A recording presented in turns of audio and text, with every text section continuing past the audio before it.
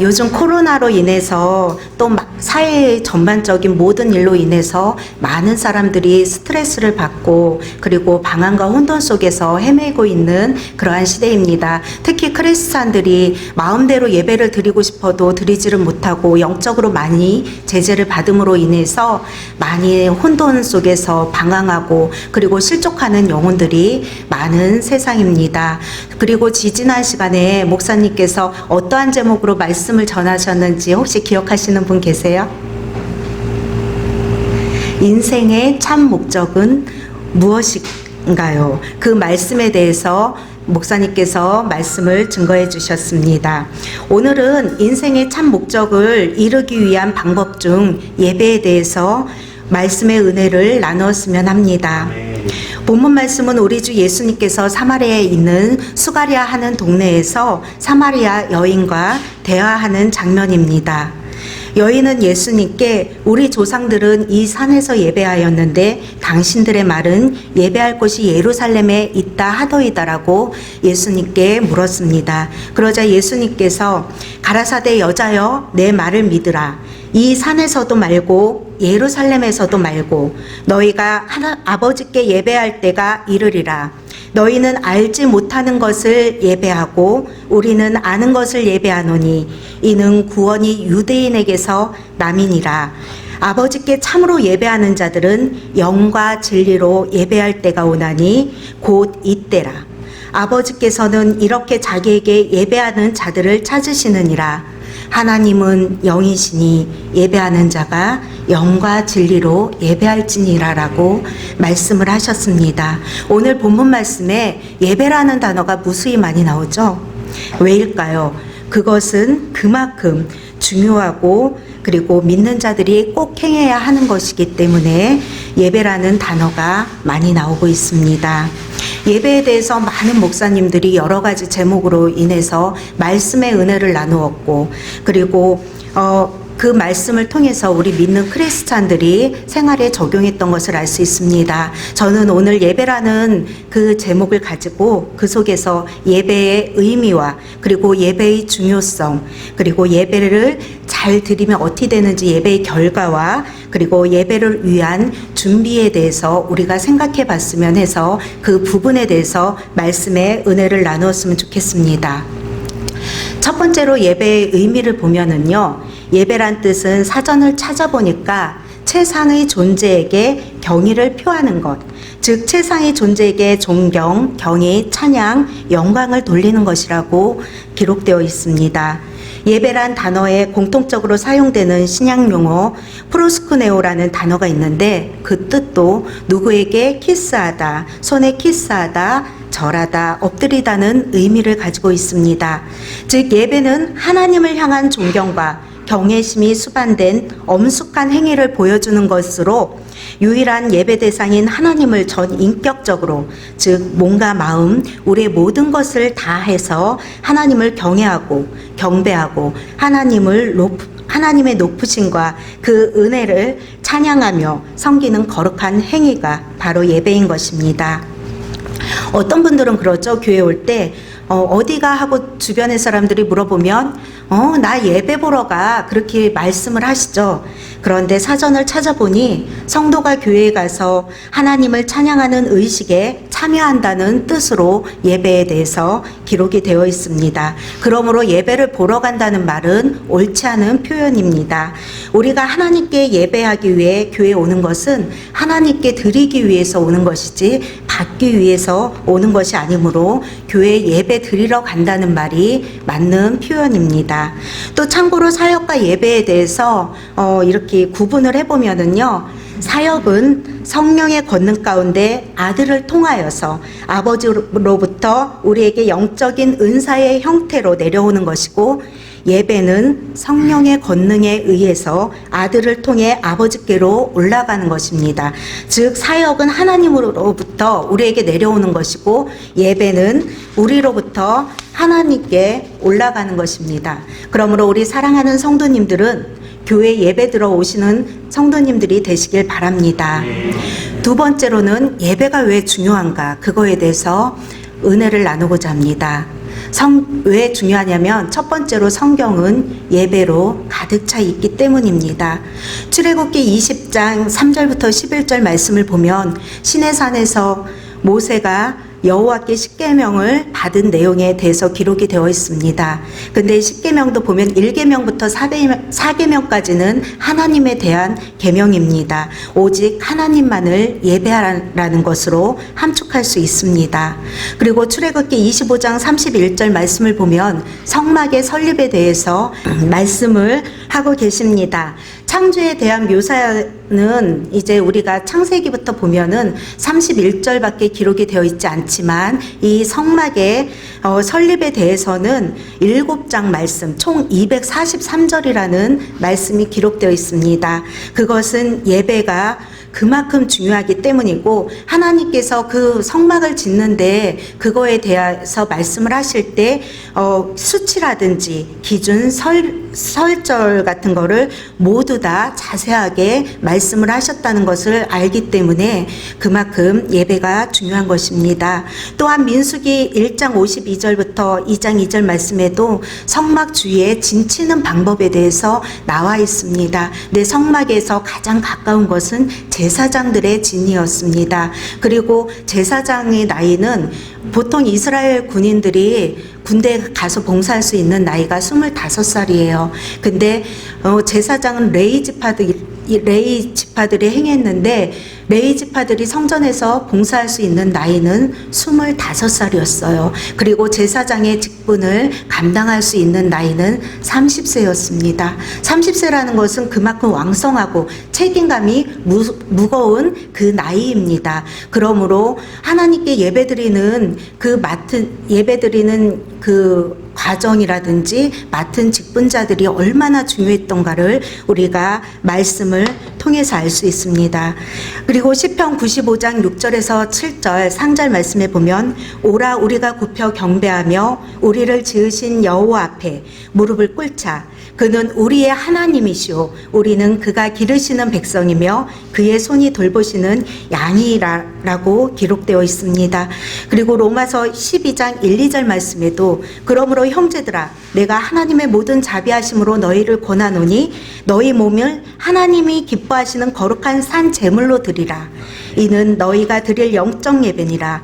너희는 이 세대를 본받지 말고 오직 마음을 새롭게 함으로 변화를 받아 하나님의 선하시고 기뻐하시고 온전하신 뜻이 무엇인지 분별하도록 하라라고 기록되어 있습니다. 또한 베드로전서 2장 5절 말씀에도 너희도 산돌같이 신령한 집으로 세워지고 예수 그리스도로 말미암아 하나님이 기쁘시게 받으실 신령한 제사를 드릴 거룩한 제사장이 될지니라라고 기록되어 있습니다. 이처럼 성경은 구약에서부터 신약에 이르기까지 이 외에도 많은 성경에 예배가 얼마나 중요한지에 대해서 기록하고 있습니다. 우리는 예배를 드릴 때 신령과 진정으로 드려야 될 줄로 믿습니다. 두 번째로 예배가 왜 중요하냐면 예배는 영생에 의해서 결정되기 때문입니다. 예배를 잘 드리면 영생에 들어갈 수 있고 예배를 잘못 드리면 그렇지 않을 수도 있습니다. 성경의 인물 중에도 보면 예배를 잘 드려서 하나님께 칭찬받은 자들이 있고 그리고 예배를 잘못 드림으로 인해서 그러니까 말년이 안 좋았던 경우가 많이 기록되어 있습니다. 이 예배는 우리 믿는 성도들의 신앙생활의 핵심입니다. 그러므로 우리 사랑하는 성도들은 예배를 더 열심히 잘 드려야 될 줄로 믿습니다. 그러면 어떻게 드리는 예배가 우리를 영생으로 인도하는 예배가 될까요? 본문 말씀에 주님께서 왜 사마리아 여인에게 너희는 알지 못하는 것을 예배하고 우리는 아는 것을 예배한다고 그렇게 말씀하셨을까요? 그 당시 사마리아인들은 모세 오경만을 각 경전으로 갖고 있었기 때문에 하나님에 대한 온전한 지식이 크게 결여가 되어 있었습니다. 24절 말씀에 하나님은 영이시니 예배하는 자가 영과 예배할지니라라고 말씀하고 계십니다. 예배는 인간의 열심과 정성에 의해 앞서 성경에 게시된 하나님의 진리의 뜻, 하나님의 진리의 뜻이 무엇이냐면 그리스도를 통해서 당신의 뜻을 온전히 성취하고 계시하신다는 그것입니다. 그 하나님의 진리의 뜻을 따라 드려져야 합니다. 다시 말해 희생의 제물을 드리는 대신 대속의 죽음을 죽으신 그리스도의 속죄의 은총을 감사 찬송하며 그를 보내신 하나님을 높이는 신령한 예배를 통해 하나님을 영화롭게 할 수 있습니다. 주님께서 오시기 전에는 모형적인 진리의 방편을 통해서 하나님께 예배를 드려서 의를 얻고 영생을 약속받았지만 이제 진정한 진리의 본체가 되신 예수 그리스도가 오셨으니 이 율법 대신 복음의 원리를 따라 예배를 드려야 진정한 예배가 되는 것입니다. 오직 어린 양 그리스도의 피와 그의 의를 힘입어 하나님을 만날 자격을 갖추게 되는 것입니다. 그러므로 사랑하는 성도님들은 생활 가운데서 늘 예배드리는 삶을 사시길 바랍니다. 세 번째로는 예배의 결과에 대해서 알아보도록 하겠습니다. 첫 번째로는 하나님께서 영광을 받으십니다. 시편 50편 23절 말씀에 감사로 제사를 드리는 자는 나를 영화롭게 하나니 그의 행위를 옳게 하는 자에게서 내가 하나님의 구원을 보이리라라고 기록되어 있습니다. 또한 레위기 10장 3절 중반부터도 나는 나를 가까이 하는 자 중에서 내 거룩함을 나타내겠고 온 백성 앞에서 내 영광을 나타내리라라고 하셨습니다. 그러므로 예배를 잘 드리면 하나님께서 영광을 받으십니다. 두 번째로는 그리스도인들이 깨끗하게 됩니다. 시편 24편 3절에서 4절 말씀을 보면은요, 내 영혼을 소생시키시고 자기 이름을 위하여 의의 길로 인도하시는도다. 내가 사망의 음침한 골짜기로 다닐지라도 해를 두려워하지 않을 것은 주께서 나와 함께 하심이라. 주의 지팡이와 막대기가 나를 안위하시나이다라고 기록되어 있고요. 시편 139편 23절에서 24절 상반절에도 보면 하나님이여 나를 살피사 내 마음을 아시며 나를 시험하사 내 뜻을 아옵소서. 내게 무슨 악한 행위가 있나 보시고 나를 영원한 길로 인도하소서라고 기록되어 있습니다. 그러므로 예배를 잘 드림으로 인해서 우리 믿는 자들이 주님 안에서 깨끗하게 되어지는 것을 알 수 있습니다. 세 번째로는 교회가 세움을 받습니다. 사도행전 2장 47절 말씀을 보면 하나님을 찬미하며 또 온 백성에게 친송을 받으니 주께서 구원받는 사람을 날마다 더하게 하시니라라고 말씀하고 계십니다. 우리가 예배를 잘 드림으로 인해서 우리의 후영교회가 더욱더 하나님께 영광을 돌려드리고 그리고 이 지역에서 복음의 역할을 감당하는 교회가 되었으면 좋겠습니다. 그리고 네 번째로는 안 믿는 자들이 구원을 받는 일이 일어납니다. 고린도전서 14장 23절에서 25절 말씀에 바울은 고린도에게 이렇게 편지했습니다. 그러므로 온 교회가 함께 모여 다 방언으로 말하면 알지 못하는 자들이나 믿지 아니하는 자들이 들어와서 너희를 미쳤다 하지 아니하겠느냐. 그러나 다 예언을 하면 믿지 아니하는 자들이나 알지 못하는 자들이 들어와서 모든 사람에게 책망을 들으며 모든 사람에게 판단을 받고 그 마음에 숨은 일들이 드러나게 되므로 엎드려 하나님께 경배하며 하나님의 참으로 너희 가운데 계신다 전파하리라. 이렇게 기록되어 있습니다. 이 말은 다시 말하면은요, 만일 너희가 단지 예배의 형태를 갖추고 마땅히 드려야 할 방법대로 예배를 드리면 너희 가운데 들어온 불신자들이 엎드려 하나님께 경배할 것이라 라는 이러한 말입니다. 그만큼 예배하는 사람들은 안 믿는 사람들에게도 커다란 영향을 미칩니다. 존 메가더 목사님의 간증을 잠깐 얘기하도록 하겠습니다.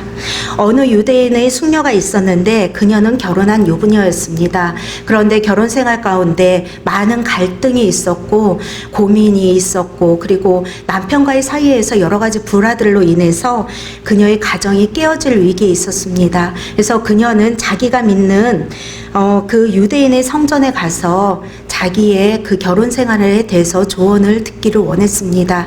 그래서 그 존 메가더 목사님이 심화하시는 교회 아래 그 유대인의 성전이 있었는데 그곳에 가서 이제 조언을 듣기 위해서 앉아 있는데 그녀는 가난했으므로 성전세를 낼 돈이 없었습니다. 근데 이 유대인의 성전은 그 성전세를 내지 않으면 조언을 해주지 않았습니다. 그래서 이 그녀가 실망을 하고서 그 유대인의 숙녀가 도대체 나의 이 갈급함을 어디서 해소하고 그리고 내 결혼 생활을 어떻게 해야지 올바로 유지할 수 있는가를 조언을 듣기 위해서 이 존 메가더 목사님이 심호하시는 그 교회에 들어오게 되었습니다. 근데 그때는 마침 주일이었어요.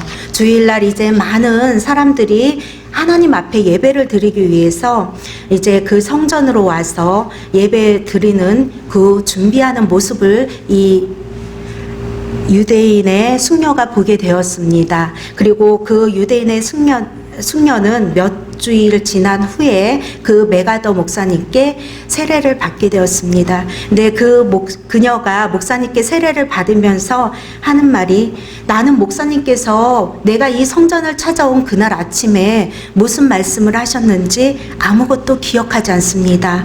실상 그 설교가 무엇에 대해서 말씀을 하신 것인지조차 나는 기억을 하지 못합니다. 하지만 내가 그 성전에 앉아 있을 때 많은 사람들이 와서 예배드리기 위해서 준비하는 모습, 그리고 예배드리는 모습, 그 가운데서 기쁨과 평강과 사랑이 떠나지 않는 것을 제가 보았습니다. 그래서 나는 그것을 보았기 때문에 나는 살아계신 하나님을 믿습니다. 그러면서 그 목사님께 고백을 한 것을 알 수 있습니다. 이처럼 우리가 예배드릴 때 우리 모습 가운데서 하나님을 찬양하는 그 모습과 정말 예배 속에서 예배가 우리의 삶 속에서도 기쁨과 평안, 그리고 하나님이 나의 편이 되시고 나와 함께하여 주신다는 것을 우리가 알면서 나아가면 우리 주위에 믿지 않는 자들이 그 모습을 보고 하나님을 만나고 그리고 하나님 앞으로 나올 수 있을 것이라 믿습니다. 이처럼 예배의 결과에는 하나님께서 영광 받으시고 그리스도인이 깨끗하게 되어지며 그리고 교회가 세워지고 잃어버린 자들이 구원을 받게 됩니다. 우리 사랑하는 성도님들도 이러한 삶을 살으시길 바랍니다.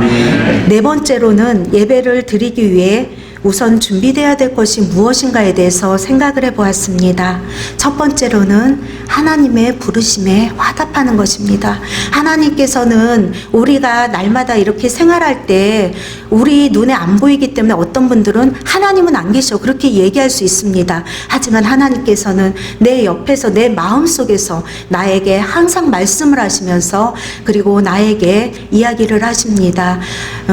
사랑하는 누구누구야, 내일이 주일인데 주일을 준비하면서 나와 같이 대화를 나누지 않겠니? 하고 그렇게 말씀을 하십니다. 그런 말씀이 있을 때 우리 믿는 자들이 그 하나님의 부르심에 화답을 해야지, 화답을 하지 않는다면 진정한 예배를 드릴 수가 없습니다. 그러므로 믿는 자들은 첫 번째로는 하나님의 부르심에 화답을 해야 합니다. 그리고 두 번째로는 우리의 자신을 점검을 해보아야 되겠습니다. 일주일 동안의 삶 속에서 우리의 삶에 진지함이 있는지, 그러니까 그 진지함이라는 것은 하나님을 향한 나의 몸가짐이나 생각, 행동이 성실하고 정직함이 있어야 된다는 것입니다. 그러한 진지함이 있는지 생각을 해보시고, 두 번째로는 충성됨입니다. 하나님을 향한 나의 지조. 세상에 어떠한 것이 나를 흔들려고 해도 하나님께서 합당히 하시지 않는 것이라면 내가 그것을 뿌리칠 수 있는가 하는 그러한 하나님에 대한 충성심이 있어야 될 줄로 믿습니다. 세 번째로는 겸손입니다.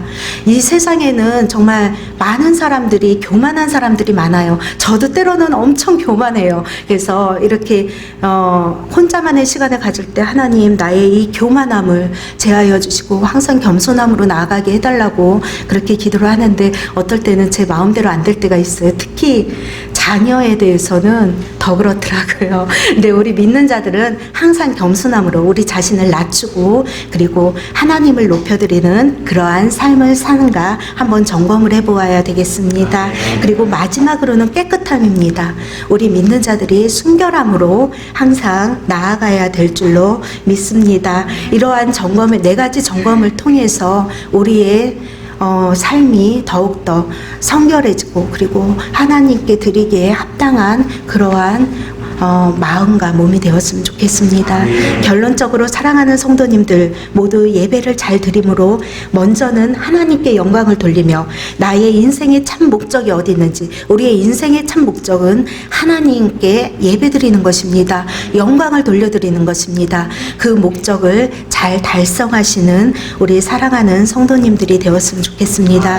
그러므로 성도님들의 영혼이 영생의 길로 인도되시고 또한 예배를 통해 하나님을 만남으로 늘 주님과 동행하며 기쁨과 평안이 넘치는 삶이 되어지고 주님이 우리에게 주신 사역을 잘 감당하시는 우리 사랑하는 성도님들이 되었으면 좋겠습니다.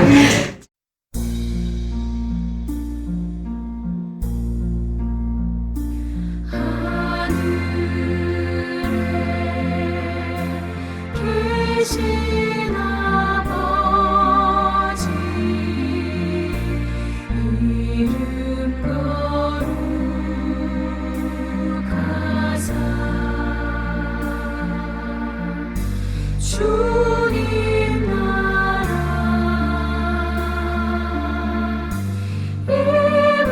임하시고 뜻이